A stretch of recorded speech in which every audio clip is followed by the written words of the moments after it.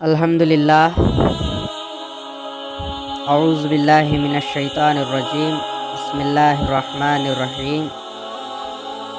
منہاج العابدین میں منقول ہے کہ روایت کی ابن مسعود رضی اللہ عنہ نے نبی صلی اللہ علیہ وسلم سے کہ فرمایا، نبی صلی اللہ علیہ وسلم نے، کیا تو جانتا ہے کہ تائب کون ہے؟ کہا، نہیں۔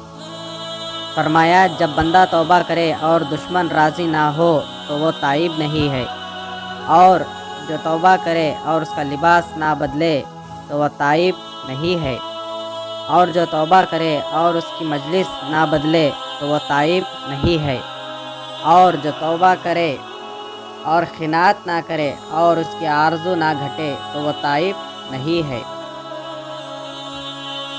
اور جو توبہ کرے اور اس کی زبان محفوظ نہ ہو تو وہ تائب نہیں ہے، اور جو توبہ کرے اور اپنے فضل کو آگے نہ بڑھائے تو وہ تائب نہیں ہے، اور جو توبہ کرے اور اس کا کھانا نہ بدلے تو وہ تائب نہیں ہے۔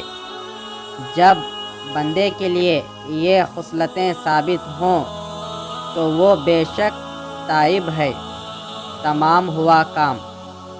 فرمایا نبی صلی اللہ علیہ وسلم نے، تم بادشاہوں سے احتراز رکھو، اگر وہ تمہاری مخالفت کریں گے تو تم کو قتل کریں گے، اور اگر تمہاری موافقت کریں گے تو تم کو گمراہ کریں گے۔ حضرت مہدی موعود علیہ السلام ہمیشہ یہی ہدایت فرماتے تھے کہ اپنی ذات کو خدا تعالیٰ کے حوالے کر دو، کسی شخص کے ساتھ باتوں میں مشغول مت ہو اور کوئی چیز مت چاہو، حق تعالیٰ کے سوا مخلوق سے ایک ذرے کے احتیاج مت رکھو۔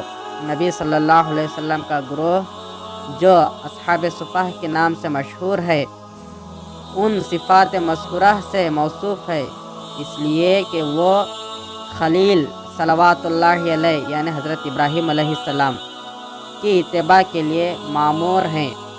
چنانچہ اللہ تعالیٰ فرماتا ہے، اور اس سے بہتر کس کا دین ہو سکتا ہے جس نے جھکا دیا اپنا منہ اللہ کے لیے، اور وہ نیکی میں لگا ہوا ہے اور چل رہا ہے ابراہیم علیہ السلام کے مذہب پر، جو ایک اللہ کے ہو رہے تھے، یعنی ہر حال میں خدا کا ہو رہے۔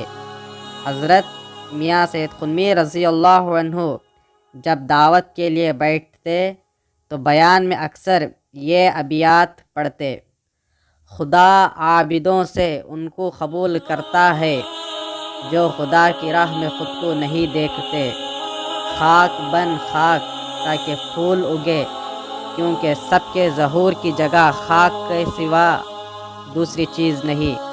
حقیقت کے جنگل کا شیر تو ہرگز نہیں بنے گا جب تک کہ بازاری کتے کی طرح ذلیل و خوار نہ پھرے۔ اور حضرت مہدی موعود علیہ السلام یہ بیت پڑھتے وقت زبان مبارک سے فرماتے کہ ہم خوار ہیں۔ انصاف نامہ باب 5 صفحہ 119 تا 121۔